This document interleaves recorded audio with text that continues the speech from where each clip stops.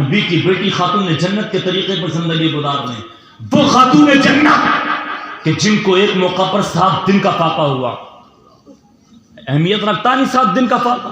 جی 7 دن کا فاقہ، ہاتھوں کی کھال کٹی، گوشت کٹا، خون بہنے لگا. علی کا قدم مکان کے اندر نہیں آیا. حضرت فاطمہ تو زیادہ سمجھ گئی کہ شاید میرے شوہر شرم کی وجہ سے نہیں آ رہے. 7 دن کا فاقہ ہے.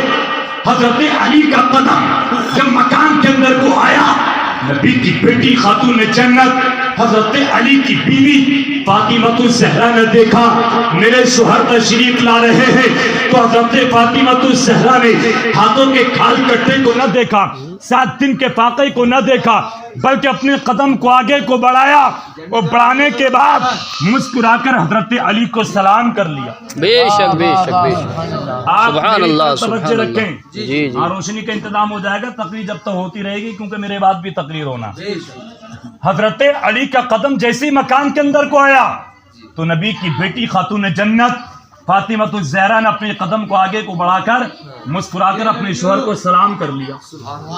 اب مجھے بتائیے، اتنی پریشانی تھی، 7 دن کا فاقہ تھا نبی کی بیٹی کو، علی کی بیوی کو، ہاتھوں کی کھال کٹ گئی، گوشت کٹ گیا، خون بہنے لگا، تو ساری تکلیفوں کو بھلا کر جب شوہر کو سلام کیا ہوگا تو یقینی طور پر حضرت علی کے دل کو سکون مل گیا ہوگا.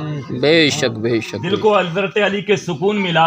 حضرت علی نے دیکھا، ارشاد فرمایا میری بیوی میری شریک حیات ہاتھوں کی کھال کٹ گئی، گوشت کٹ گیا، خون بہنے لگا، مجھے بتایا تک نہیں.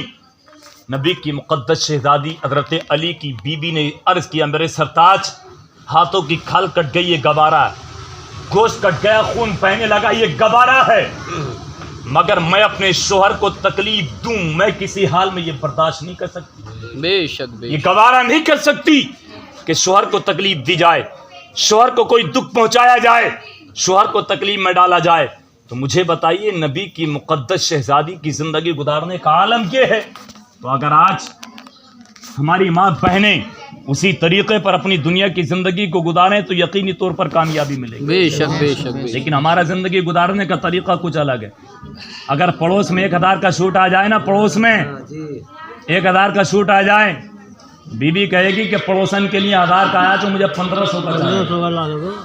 اور اگر ایک شادی میں کپڑے بنائے اور اس جوڑے سے ایک شادی کر لی تو آج کی عورت اس جوڑے سے دوسری شادی کرنے کو تیار نہیں ہے. بولے یہ تو پرانا ہو گیا، عورتیں کہیں گی یہ اس شادی میں پہنا، اب یہ اسی شادی میں پہن رہی ہے. یہ پتہ نہیں ہے میرے شوہر کو آمدنی کتنی ہے، میرے شوہر کتنے کما رہے ہیں، اس کی کوئی فکر نہیں. فکر ہے تو یہ ہے کہ وہاں کوئی کچھ نہ کہہ دے. اگر شوہر کی آمد کے مطابق خرچہ کیا جائے گا تو یقینی طور پر اس گھر میں خوشحالی پیدا ہوگی. بے شک بے شک. اس گھر میں خوشحالی آئے گی. لڑائی جھگڑے خوشحالیوں کا نہ ہونا یہ انہی گھروں میں کہ جن گھروں میں آمد سے زیادہ خرچ کیا جاتا. اتنی آمدنی ہوتی نہیں، خرچ اسے کہیں زیادہ کر دیا جاتا. میرے نبی کی بیٹی حضرت فاطمہ الزہرا رضی اللہ تعالیٰ عنہ کی زندگی گزارنے کا طریقہ تو دیکھیں. میرے آقا کریم کی بیٹی خاتون جنت کے صبر کا علم تو دیکھیں. میرے رسول پاک کی بیٹی جس چادر کھول کر اللہ کی عبادت کرتی تھی نا، اسی چادر میں 72 پیبند لگے تھے. کتنے؟ ایک پیبند لگا ہوا ہم نہیں پہنتے آج. میں ہوں یا آپ کوئی بھی ہو، اگر کپڑا پھٹ جائے تو اس کو سیل کر پہننے کو تیار نہیں. اور نوجوان سے کہو آج کے کہ نماز پڑھ لے، بولے حضرت کپڑے ٹھیک نہیں ہیں، اور ابھی اس کا دوست آ جائے کہ شادی میں چل رہے 5 منٹ رک جاؤ ابھی آ رہا ہوں کپڑے بدلنے. کپڑے بدل ہے نہیں ایسا؟ جی آپ جی. دوست کے ساتھ شادی میں جانے کو تیار 5 منٹ بس، اور نماز کے لیے کپڑے ٹھیک نہیں.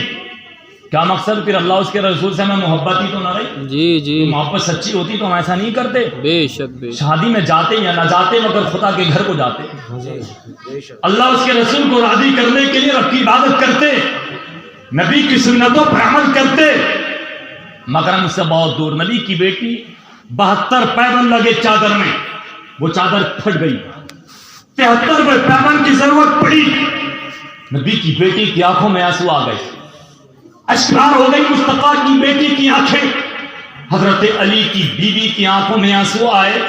حضرت علی کا قدم جب مکان کے اندر آیا، باہر سے اندر آئے، حضرت علی نے دیکھا میری بیوی کی آنکھوں میں آنسو ہیں, رو رہی ہیں. حضرت فاطمہ پوچھا فاطمہ رونے کی وجہ؟ خاتون جنت رونے کا سبب. نبی کی بیٹی علی کی بیوی عرض کرتی میرے سرتاج جس چادر میں 72 پیبند پہلے سے لگے تھے وہ چادر اور پھٹ گئی, 73ویں پیبند کی ضرورت پڑ گئی. حضرت علی نے ارشاد فرمایا 73واں پیبند لگا لیا ہوتا مگر رونے کی وجہ, رونے کا سبب. تو میرے رسول کی بیٹی نے عرض کیا میرے سرتاج گھر میں اتنا دھاگا اتنا کپڑا ہے ہی نہیں جو میں 73واں پیبند لگا سکتی ہوں. اللہ اکبر. غریبی کا عالم دیکھیں مگر صبر کا بھی عالم دیکھیں. غریبی ضرور ہے مگر صبر کے دامن کو نہیں چھوڑو. حضرت علی نے فرمایا جب اتنا دھاگا اتنا کپڑا ہے ہی نہیں تو پھر مجھ سے بتا دیا ہوتا میں انتظام کر دیتا. بے شک شوہر نے فرمایا مجھ سے بتا دیا ہوتا میں انتظام کر دیتا. باہر قربان جاؤ مصطفیٰ کی بیٹی کے جملے پر غور کریں. آقا کریم کی بیٹی نے عرض کیا میرے سرتاج جس گھر کی 4 دیواری کے اندر تم رہتے ہو اسی گھر کی 4 دیواری کے اندر تو میں بھی رہتی ہوں. جتنے گھر کے حالات تم جانتے ہو میں بھی تو جانتی ہوں. میرے سرتاج مجھے گھر کے سارے حالات معلوم ہے, میں جانتی ہوں. گھر میں جب کچھ اتنا ہے ہی نہیں تو میں تم سے کہہ دیتی تو تم کہاں سے انتظام کرتے, تم پریشان ہو جاتے. اے میرے سرتاج میں اپنی تکلیف کو گوارا کر سکتی ہوں مگر تمہیں تکلیف دی جائے یہ کسی حال میں گوارا نہیں کر سکتی. اندازہ تو لگائیے. علی کی بیوی کہتی ہے میں بھی اتنے حالات جانتی ہوں جتنے تم جانتے ہو گھر کے. جس گھر میں تم رہتے ہو میں بھی تو اسی گھر میں رہتی ہوں. جب ہے ہی نہیں تو تم انتظام کرتے کہاں سے, پریشان اور ہو جاتے. میں اپنی تکلیف برداشت کر سکتی ہوں مگر تمہاری تکلیف برداشت نہیں کر سکتی. ذرا سوچے تو صحیح اگر شوہر اور بیوی ایسی زندگی گزاریں گے تو ہمیشہ ان میں محبت رہے گی, کبھی جھگڑا نہیں ہو سکتا, کبھی جھگڑا فساد نہیں ہو سکتا. میرے آقا کریم کی زندگی کو دیکھو کہ تبلا جواب ہے.